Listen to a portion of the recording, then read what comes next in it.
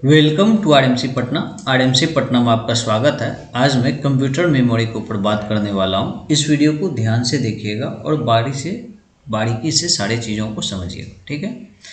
तो चलिए, computer memory को दो भागों में बांटा गया है, एक प्राइमरी मेमोरी और एक सेकेंडरी मेमोरी। प्राइमरी मेमोरी को टेम्पोररी मेमोरी भी कहा जाता है, यानी कि अस्थायी मेमोरी, और सेकेंडरी मेमोरी को मेन मेमोरी यानी कि अस्थायी मेमोरी भी कहा जाता है, ठीक है। प्राइमरी मेमोरी को जो है दो भागों में विभक्त किया गया, एक रैम और एक रोम, ठीक है।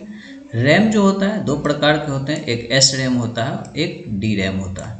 और रोम जो होता है ये तीन प्रकार में विभक्त है, प्रोम, ई प्रोम और डबल ई रोम, ठीक है। इसके फुल फॉर्म से भी क्वेश्चन पूछे जाते हैं। मैं नेक्स्ट स्लाइड में सारे का फुल फॉर्म को लिख दूंगा, ठीक है, ताकि आप उसे स्क्रीनशॉट लेकर रख सकते हैं। यहाँ से क्वेश्चन पूछा जाएगा, ठीक है। तो सेकेंडरी मेमोरी जो होता है इसमें दो मेमोरी होते हैं, एक सिक्वेंशियल मेमोरी और एक रैंडम मेमोरी। सिक्वेंशियल मेमोरी के अंतर्गत जो आता है उसे मैग्नेटिक टेप कहते हैं, और रैंडम मेमोरी जो है तीन प्रकार में बटे हुए हैं। एक है मेन मैग्नेटिक, सेकेंड है ऑप्टिकल डिस्क और तीसरा है फ्लैश मेमोरी। सबसे पहले हम लोग बात कर लेते हैं मैग्नेटिक डिस्क के। मैग्नेटिक डिस्क में देखिए, एक होता है हार्ड डिस्क, ठीक है, एक होता है फ्लॉपी डिस्क। फ्लॉपी डिस्क का यूज बैंक में सिग्नेचर, फोटो वगैरह को स्टोर करने के लिए किया जाता था।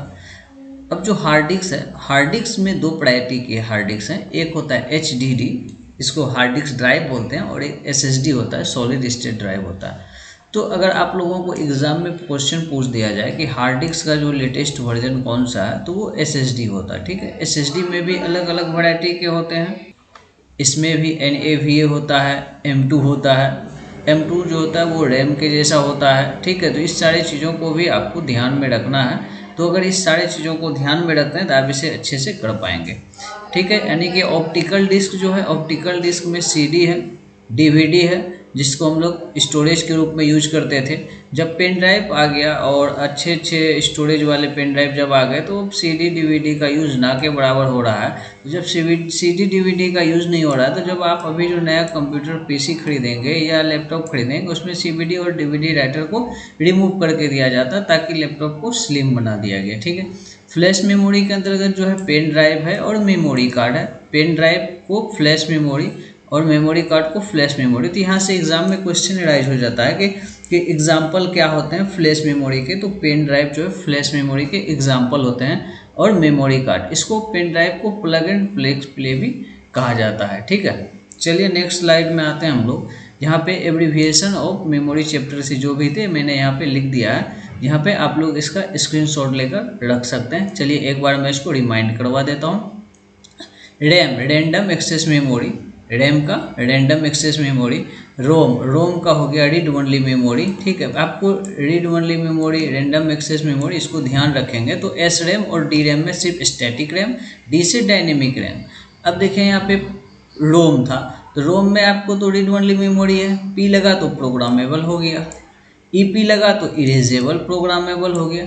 अगर आपको डबल ईपी रोम लग गया तो इसमें देखिए इलेक्ट्रिकली इरेजेबल प्रोग्रामेबल हो गया।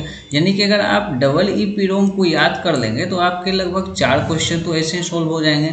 HDD का हार्ड डिस्क ड्राइव, SSD का सॉलिड स्टेट ड्राइव, CD का कॉम्पैक्ट डिस्क, DVD का डिजिटल वीडियो या वर्सटाइल डिस्क होता है। अगर दोनों में से कोई भी रहे तो वो सही है। PD का पेन ड्राइव, PD बोलचाल में यूज करते करते PD होते रहा, तो अब उसका भी आप लोग याद रख सकते हैं, PD पेन ड्राइव को कहते हैं। तो मेमोरी चैप्टर में ये सारा मैंने आपको बताया। उम्मीद करते हैं आपको ये वीडियो अच्छा लगा होगा। इस वीडियो में इतना ही, मिलते हैं नेक्स्ट वीडियो में। Thank you for watching.